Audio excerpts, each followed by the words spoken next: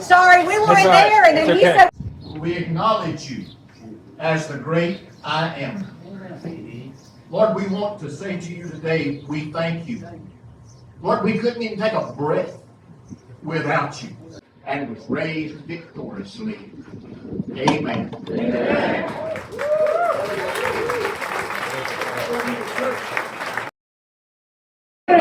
I tell you, so I'm sitting there. We came in town last night, and Byron and I had a really late night, 3 o'clock in the morning, night before last. And Byron's one of these. He's a workaholic. He really is. When you've got big, heavy lifts in Congress, and we literally have a 1-seat majority, Byron's a guy who's constantly working and trying to figure out how to bring it in for a landing. The president would not have given him his endorsement if he didn't love and trust this man. And yeah, you give it up for that. President Trump, it's funny, to touch on what Alex brought up a second ago about the Central Time Zone.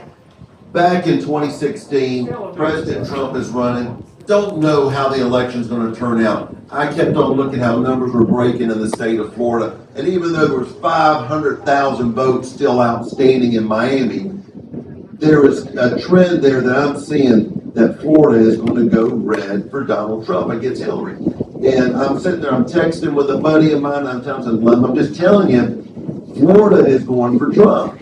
And he just does not believe it. He says there's still 500,000 votes. I'm just telling you, Florida's going for Trump. And then, of course, like always, when the Central Time Zone comes in, because we are forgotten about, there comes that guaranteed victory for red voters across the state of Florida, and it pulls out where Florida goes for Trump. And then that wasn't just Florida, it was the whole entire nation.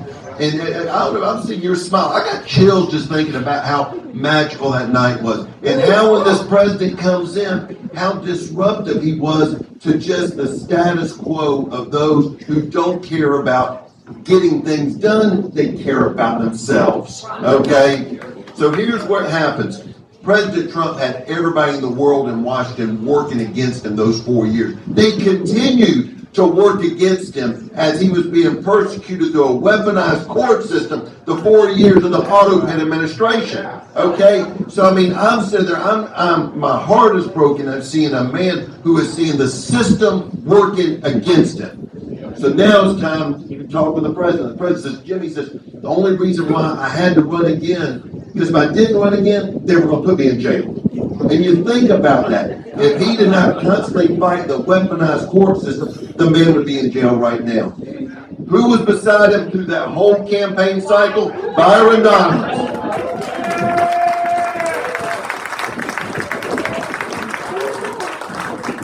Byron never left his side. The president had to go to extremes. He couldn't take a chance of allowing election systems that may be rigged or whatever you want to call them, but they weren't in the favor of the president of the United States.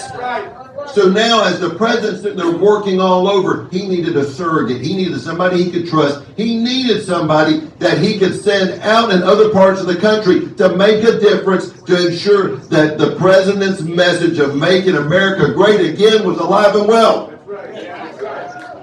As Byron decided to look at options, the election was over, the president wins, largest victory he's had. Now he comes back and Byron says, Mr. President, I want to run for the state of Florida.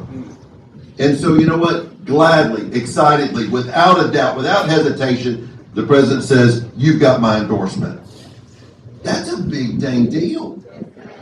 And still now, as you see Byron, he is working his tail off in Washington, D.C. And then every single waking moment, he is out making the rounds. I'm so honored he is spending time off his schedule, making sure he knows how important Northwest Florida, Escambia County, Pensacola, Santa Rosa is to this election.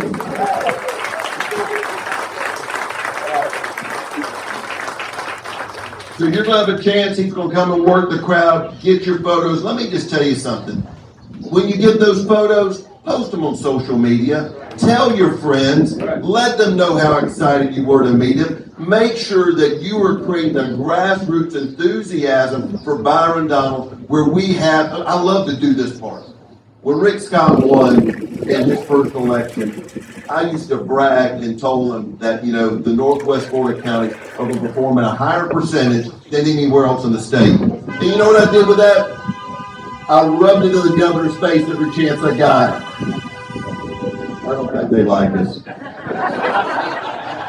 But just know, I want Byron Donalds to always feel when he comes to Northwest Florida that he wouldn't be governor if it wasn't for the good people of Northwest Florida. So get warmed up, get fired up, and I want you to scream and yell and clap for the next governor of the state of Florida, Byron Donalds.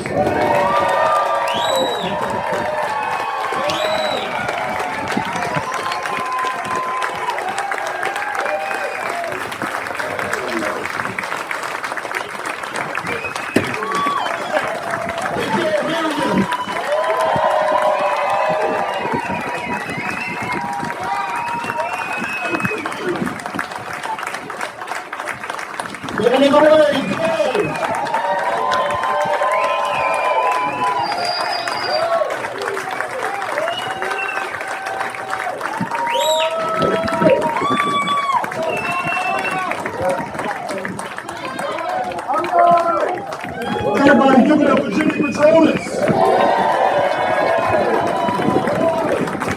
Man. Is the Adam Sandler movie? God bless you, brother. Man, thank you guys so much. It is great to be in Pensacola. Great to be in Escambia County. Colin, where's Colin at? Where'd he go? He's back there. Colin. Collier. Not Colin, that's messed up. Collier, thank you. Thank you for opening up your establishment to us.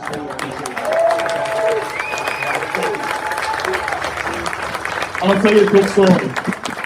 I was in a meeting a couple of weeks ago, and the person that introduced me, we had talked for like an hour. And he stopped, and at the end he goes, "It's my pleasure to introduce the next governor of Florida, Byron Daniels."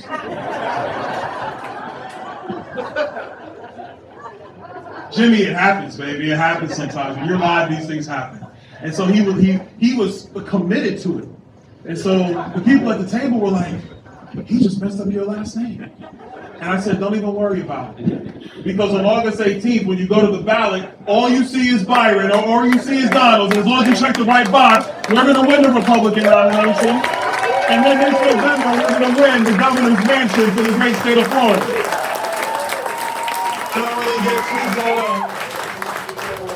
I don't get too caught up on what you call me. So as long as you vote for me and call me governor, that's the only thing I'm worried about these days. It's really my pleasure to be here. DC, your mayor's doing a pretty good job. You're doing a pretty good job. DC, thank you for being here, my friend.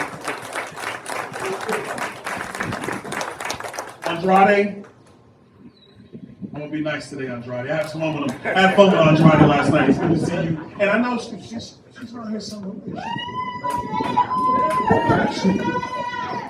Where is she? I'm back here. Michelle Salzman, what are you doing all the way over there?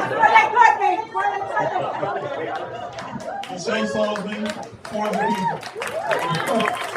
It's good to see you, Michelle.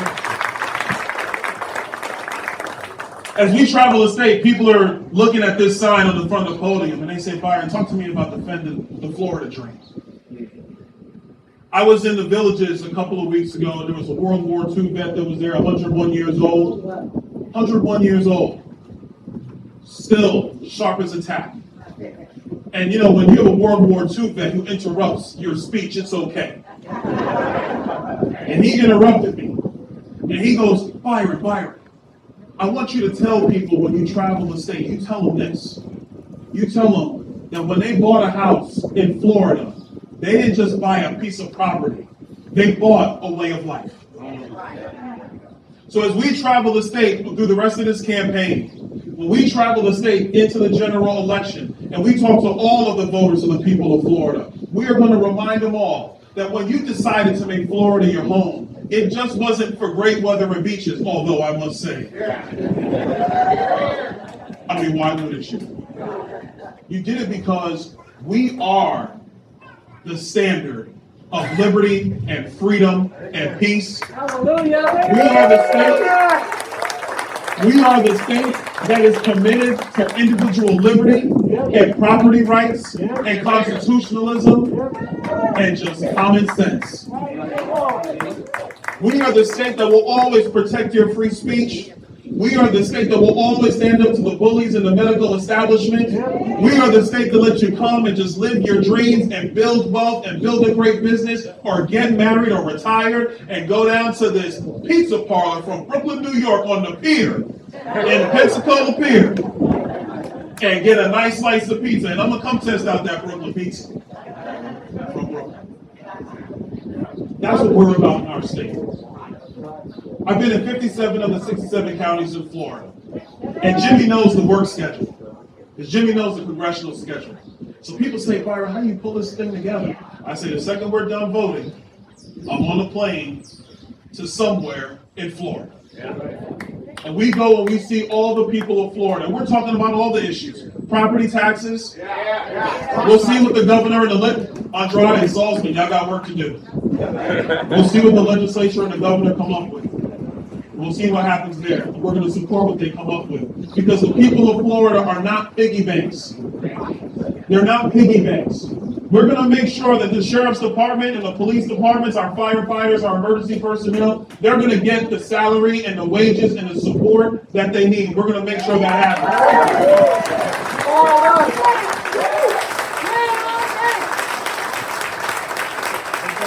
But at the same time, we're going to make sure that your hard-earned money stays your hard-earned money. Everybody loves to talk about Doge. We're going to continue to do Doge. But let me tell you how this is going to be even expanded. Every agency of government, state and local, will be Doge. We will all be on it. And you know how you guys get your Amber Alerts? Now you get an Amber Alert, there's been a child abduction. You know how you get an alert when there's a storm coming? We're going to make sure you get an alert when the audits are ready. Because the transparent government is a government that works for the people of Florida. And we are going to make sure we modernize our government and we're efficient with our government because it's not our money, it is your money. And we're going to make sure that every dollar is being spent efficiently on behalf of the people of Florida. We talk about insurance. There was some candidate a long time ago in the city up north, and he would say, y'all give me a second. It's my mom. Hi, Mom. Mom, I'm in the middle of a rally.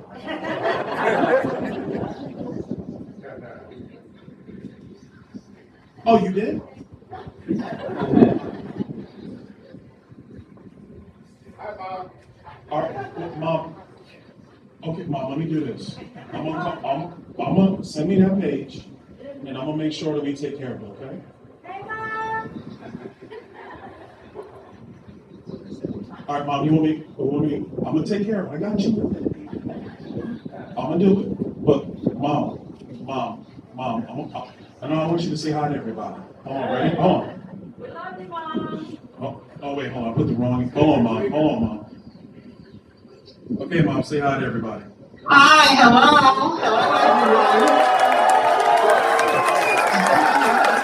Hi, everyone. Everyone stay blessed and have a great rally. Love you, Mom. I'll talk to you later. All right. You better talk to your mom when she calls. When it comes to insurance, let's get back on track. When it comes to insurance, I'm gonna turn my phone over. I don't even look at that. When it comes, I'll tell you a quick story. I was in, oh my gosh, I forget the county I was in. This is about a year ago. I'm in the county. It's an REC dinner, and I'm taking pictures on the side. And there's a lot of people coming up. They want to take pictures. Steve, you know how this works. They want to take all the pictures, right? So this lady comes up to me, nice lady, and she goes, President Trump loves me. And if it wasn't for Melania, I would be Mrs. Trump. I was like, okay. So I said, well, let's take a picture. I'll send it to him. She was, really? I go, let's take a picture. I'll send it to him. So we take a picture. I send it to the president. I said, Mr. President, she loves you. And everybody here loves you. I get a call 5 minutes later from the president. I'm in line taking a picture. Byron, where are you? I said, sir, I'm in Florida. I'm about to do this dinner. We all love you. He goes, I'm about to go to a dinner too. Hey, put me on the microphone. All right, so I run up to the stage. I'm like, give me a mic, give me a mic, give me a mic. The chair down there, she goes, Byron, what do you need? I said, I need a microphone. She's like, your time's not, it's not now. You can't speak now. I go, it's the president. She goes, get him a mic. So we put the mic just like we did there. The president's talking to everybody. The place goes ballistic. He calls at some of the most interesting times. So this stuff is not pre-programmed. It just happens. My mom called me. She's telling me about some stuff with Social Security. So I got to be a good son and also a member of Congress and make sure I help my mom out. So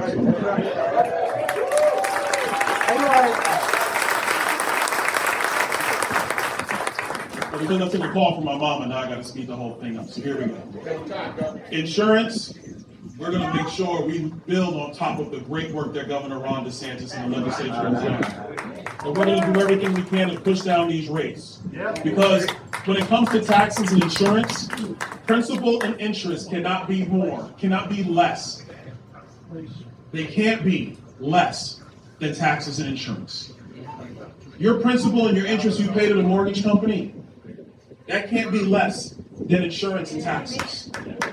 When it's less than insurance and taxes, we got a problem. And we're going to make sure we fix that problem with the great state of Florida.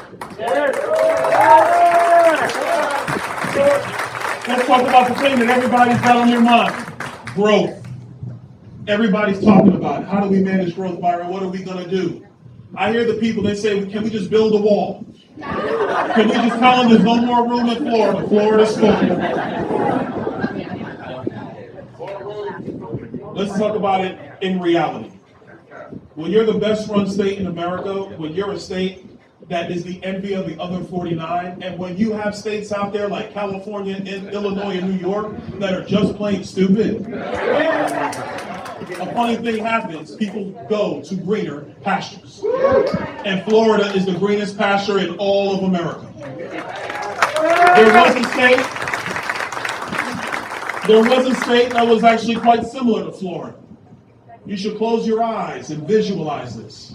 It was a state with great weather, a state with great resources, a state where people went to just build their dreams, a state where people opened up businesses, a state where young kids went to get educated. They even had a tagline for this state. It was called the California Dream. 40 years ago, California was that state. And they destroyed it with stupid, radical, progressive, insane policy. And today, Florida is what California used to be. So now everybody's talking about the Florida dream. And they moved here for it. But here's the difference. Here's the difference. As your next governor, the Florida dream is not, and I stress not, going away. The Florida dream is going to be bigger, badder, and bolder than ever before.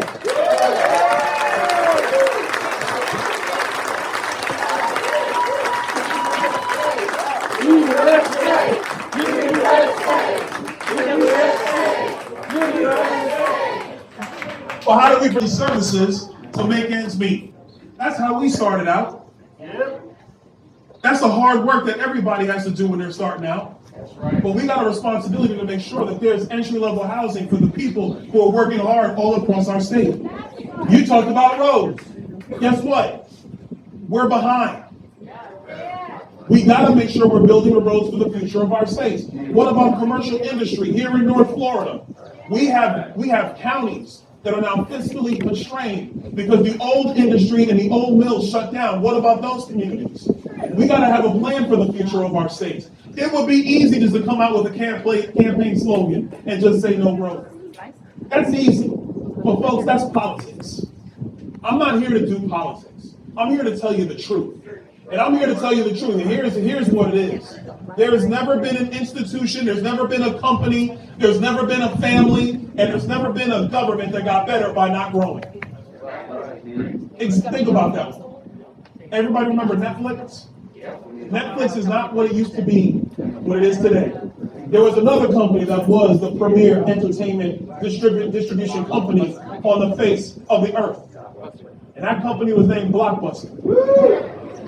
You cheered. Did you make sure you rewind so you didn't hear that extra piece? You rewind every time? Rewind every time.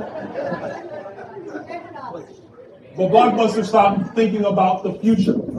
They thought they had it all. They're gone today. We got to have a strategy and a plan for how we're going to manage the growth of our state. How are we going to manage the ag lands that we still need in Florida? Because agriculture is a pillar of our state. It's how our state started. It will always be a pillar of our state. Because without it, y'all ain't going to eat. Tourism, our environment, we have to keep it pristine. We need it. Because without it, we don't have an economy. But we also have to think about where the new industries are going to go. In short, we got to have a plan. And I prefer to have a plan than have a talking point. Because a talking point is not going to make sure that you have the services that you've grown accustomed to. A talking point is not going to help people who are coming to our state start to build their American dream and work their way up the ladder the way so much of us did. A talking point is not going to solve our freshwater needs, or preserving our rural fringe, or preserving our environment. Talking points don't do that. Strategies and plans do that. People ask Byron, why are you here? I'm going to give you a quick example. Jimmy talked about the work week this week. A lot of people know me from Fox News interviews and social media and YouTube clips. And an endorsement from President Donald J. Trump.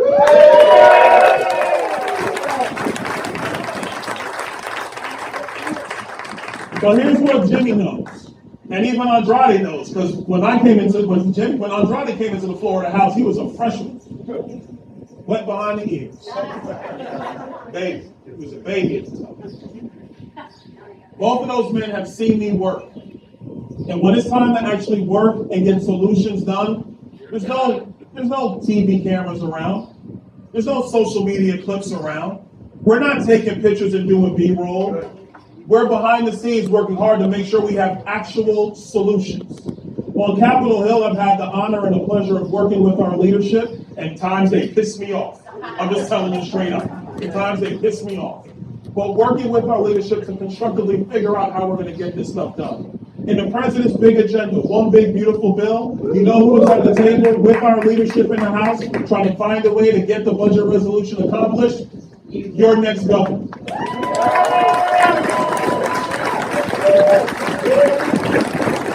For the first time in American history, the federal government is supporting school choice in every state in America. For the first time in American history. There was a point where it was going to fall out of the bill. Do you know who was in the meeting in the Oval Office to make sure it stayed in the bill? Well, it's the Oval. Obviously, President Trump was there. Senator Ted Cruz out of Texas was there. And I was there. So when we talk about these ideas, this is not talk. This is the work that I've done for more than a decade in politics. And I know politics is frustrating.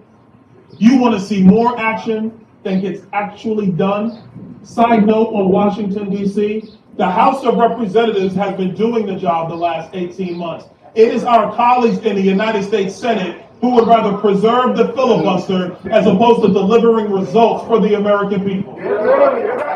And that's the problem in Washington, D.C. The president's right on this. It's time for the filibuster to go. Well, let's be focused back on our state. We're the best thing going. We're the crown jewel of America. The future is a plan of managing our growth so we can continue to be the best state in America. But past growth, past economies, we can talk about Kennedy Space Center, all the space launches. We can talk about finance moving to our state because it's moving to our state, and we know why. Because Mamdani and Kathy Hochul might become the cold Florida Realtors of the Year.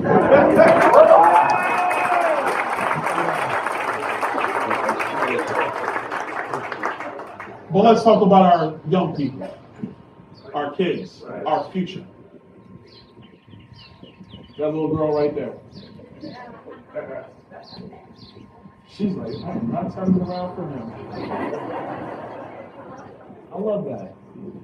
I love your shirt. Her shirt says, love to play. Enjoy it. Enjoy that time. I have 3 sons, 22, 18, and 14. 3 sons. I'm so young. We're going to have fun in this campaign. We're not going to be so serious. You know one of the reasons why I look so young? Black don't crack. It's just don't. Mama B, tell them. It's just don't. Mama B, tell them. It don't crack. We were good for a long time. I got the grays in my beard to prove it. 22, 18, and 14, those are my sons. Those are their ages. My wife and I, when we first got into politics, our full focus was on education. And the reason why it was on education is because a child only gets one shot, one time, through our educational system to get an opportunity to be successful. Our mission is going to be 2 major things. 1, we want all of our children to master math, reading, and writing when they graduate our high schools. We want them to have the intellectual capacity and the cultural literacy to take the reins of whatever the future holds in the state of Florida.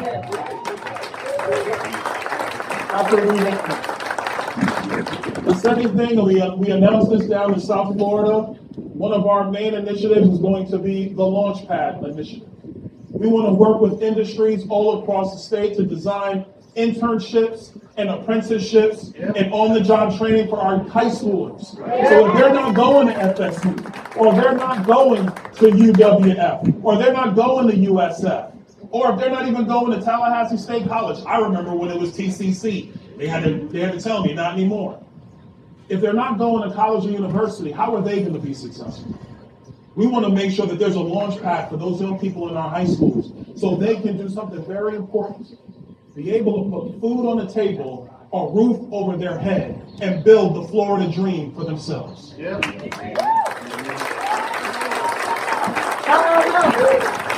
if we're going to talk about, and let's talk about it, you want to preserve Florida, you want to preserve Florida's culture, you want to preserve Florida's way of life, the way that continues is that you need a young boy who has the skills to put food on the table, to become a man, and find a young lady who says, you know what, I'm going to bet my lot in life on you.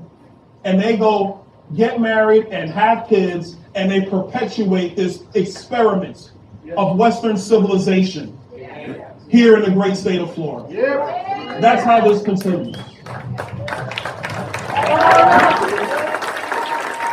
Because I'm going to tell you, our young boys must become men. And they must become leaders for their families and for our communities and for the future of the state.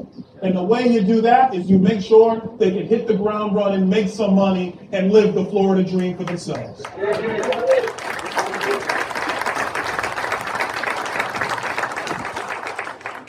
So Pensacola, I'm excited. I got to say. Governor DeSantis has done a great job leading our state. He's done a great job leading our state. And before him, Rick Scott did a great job leading our state. And look, the president and I are very close, and I know in politics it gets weird when you start mentioning certain names, but if you're going to talk about the history of how Florida went from a blue state to the red state, you can't tell that story without Jeb Bush. You can't. We are going to build on the conservative winds of the men who have led this state over the last 30 years, including the current occupant of the Florida's governor's mansion, Ron DeSantis. We are going to keep those wins in place, and we are going to build and prepare for the future of Florida. I want my sons to live their dream in Florida, because that's what my wife said I better do. Because she doesn't want to get on a plane and go see her grandkids. She wants them to be in Florida. And my goal is simple. As your next governor, we're going to continue to be number one. We're going to continue to be the best, because I'm 47 right now, just so you know my age. But when I'm 77 years old, when I'm long gone, when somebody else is running for governor, I want to sit back at my fire pit and I want to marvel at how Florida is still the best state in all of America. God bless you, Pennsylvania. God bless you. God bless Florida. God bless America.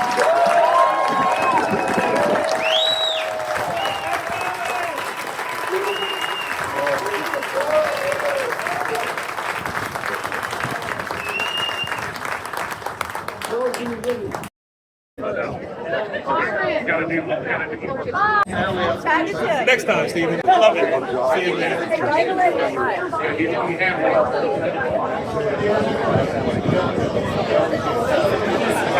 Thank you, sir. Take a picture. I try to be select who I got pictures of people with, like you and all that list. Oh, okay, fair.